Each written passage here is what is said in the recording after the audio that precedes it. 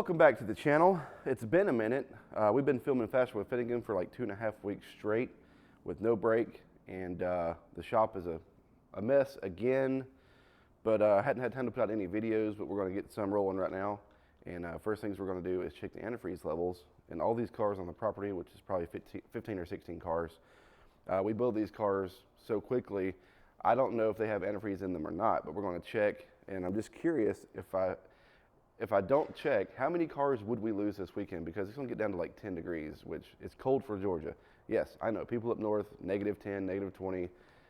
That's why I live down here. I don't like the cold. So this is kind of unusual for Georgia, so we're going to go ahead and take some precautions here. I'm going to get my tool. We're going to go around and check the levels of each and every car and add some antifreeze if needed. So yeah, stick around. All right, I'm going to show you guys the tool that we're going to be using. It's very old. This was my dad's. And hopefully it still works. I used it last year, but it's definitely showing its age. So it's very simple to use. You basically push the rubber bulb in, suck some fluid up into this, and depending on however many floating balls are in there, is what kind of temperature is the car safe to. So for instance, if there's 3 floating balls, it is safe to -10 degrees. So let's try it out. All right, first things first, let's check the big block. I got my little sidekick helping me out with the camera. All right, here we go.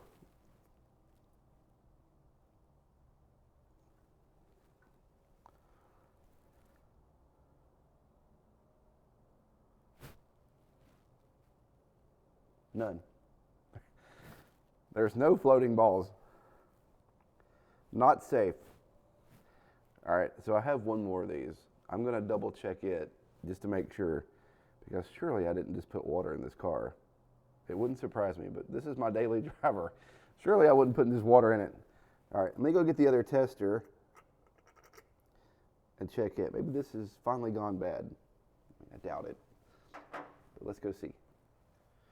Okay, let's check the little cheap store-bought one to my vintage unit there. And no floating balls. That is not good. So, all right, I'm gonna start with the very first car I tested, which is the one I drive all the time, that I thought I had antifreeze in, but apparently I don't. We're gonna crack the drain valve on it, drain some out, add some antifreeze, and we'll let it run, circulate for a little while, then we'll come back and test it. Then while that's draining, we'll go check some other cars, and I'm sure they're gonna be about the same. So, all right, next up is the funny car. This is our Opel funny car that we use on Faster with Finnegan. I went up against a legit sand dragster with like 2,000 horsepower, and he destroyed me. But this has a 400 small block in it with a lot of good stuff inside of it. It had a 671 blower shop blower on it. We're currently borrowing it for a different project, but we're gonna put it back on there. So let's see what kind of coolant we got in here. This might be a little difficult, a little sketchy. Got a piece of 2.5-inch exhaust tubing holding up the body, and this radiator has a cap on it, luckily. All right, fluid is in there. We got definitely 2 floating balls. We got 2 more that's wanting to, so let's see. Okay, so according to this, I'm gonna call that 3. There's 2 up top, 1 right there. So 3 is -10 degrees. 2 is 5 degrees. So I'm gonna say it's good to 0-ish. So on the last episode where I used this car during the shootout, I broke the front end. Here's the damage from that.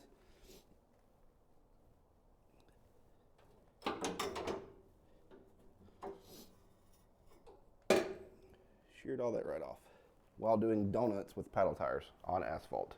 All right, next up is our Safari minivan with a twin-turboed 4.3 liter in it.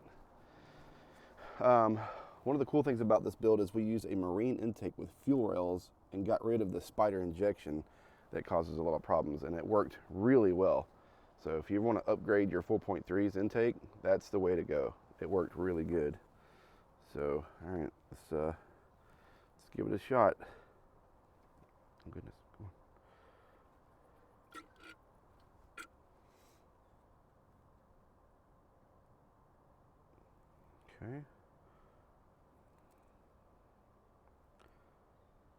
this thing's real good. 3 definites, 2 maybes. This thing's good to -10 degrees. All right. Monsoon is good. All right, up next is our little 93 Yukon that we have used on season 4 of Faster with Finnegan. We just got done filming with it. So you'll see that coming up in February, I believe.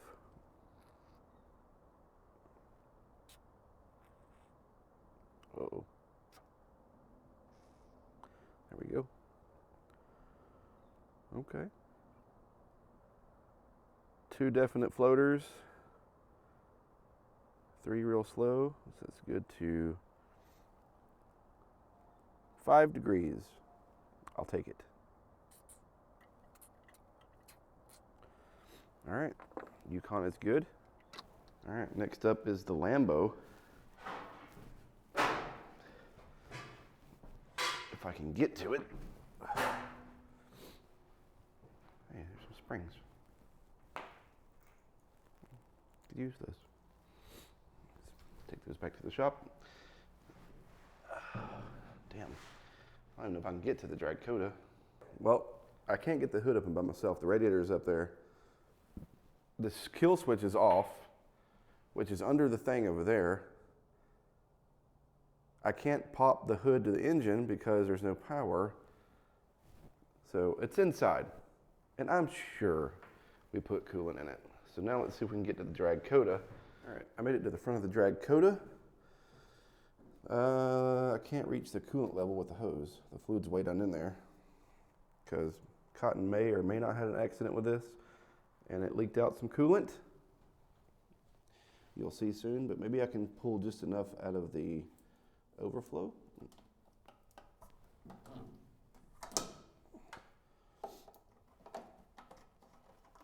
Let's see what we can do here.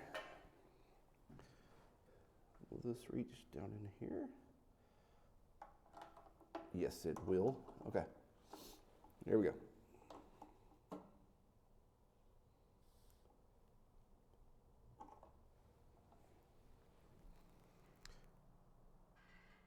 Dang, drag coda is the best so far.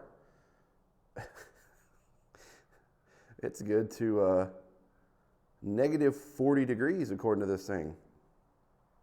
Wow. Let's put this back in here.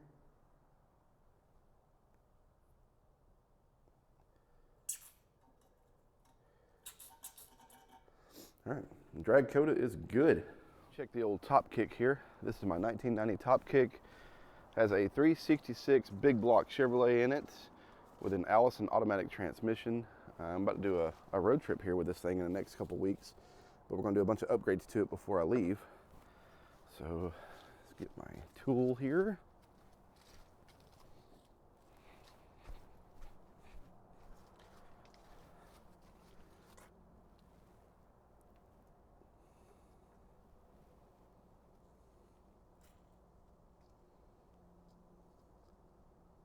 All right, 3 floating balls. We're good to -10.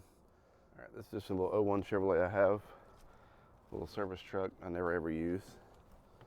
So it's got a little 4.3 liter in it. Got just enough in there just to.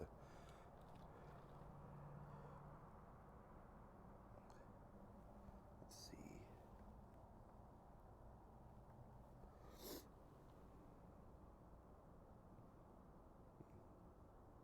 We're good.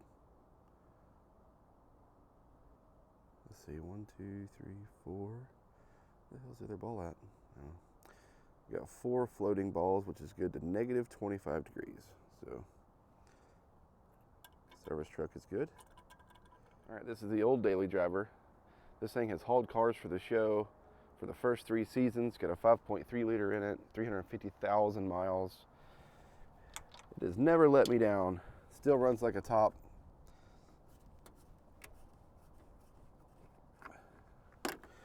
Let's see how much I care about it, because apparently I don't care about my personal cars too much at all. Oh God, is there any fluid in here?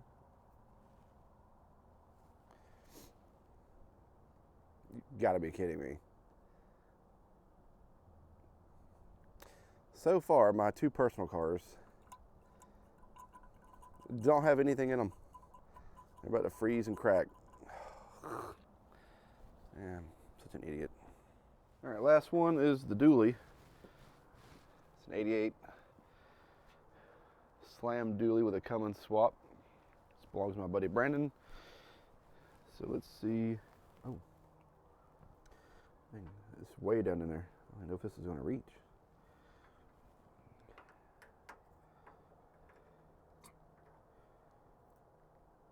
Oh yeah, here we go. Oh yeah, Brandon's good. He is good to negative 40 degrees. All right, so it turns out the only two vehicles on the entire property that needed antifreeze were my two personal vehicles that I drive all the time, the 57 and the Tahoe. The rest of the cars, good to go.